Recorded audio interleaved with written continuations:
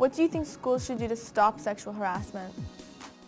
They can talk to the students, bring in social workers or speakers just to let people know, to let girls or even guys know that it's not right. If something is happening to them, then they should talk to somebody and, get help. Because if they don't, then it'll always go on forever and nobody will ever be able to stop it.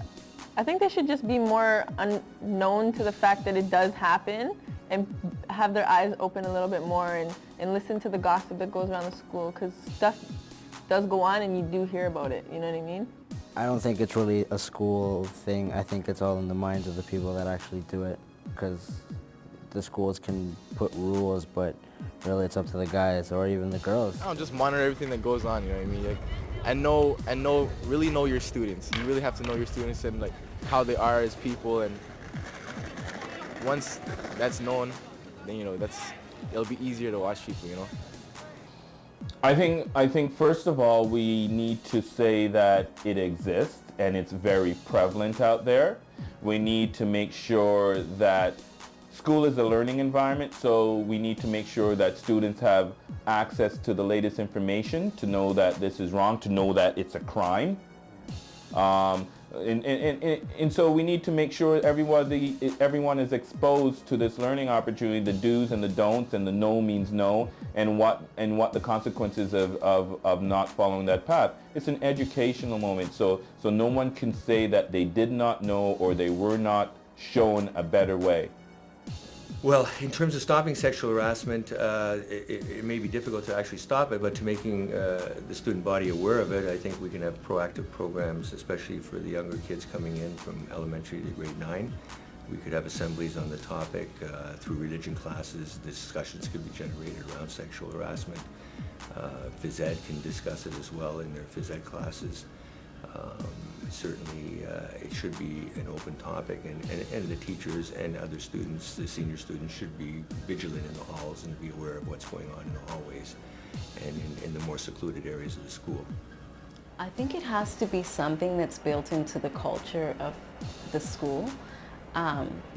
There's a lot of talk now around character building and doing having a hidden curriculum where you basically not only you teach the students the work and the academic things they're supposed to know, but within that you bury some things that develop the skills of students in terms of being good people, being global citizens, being upstanding citizens.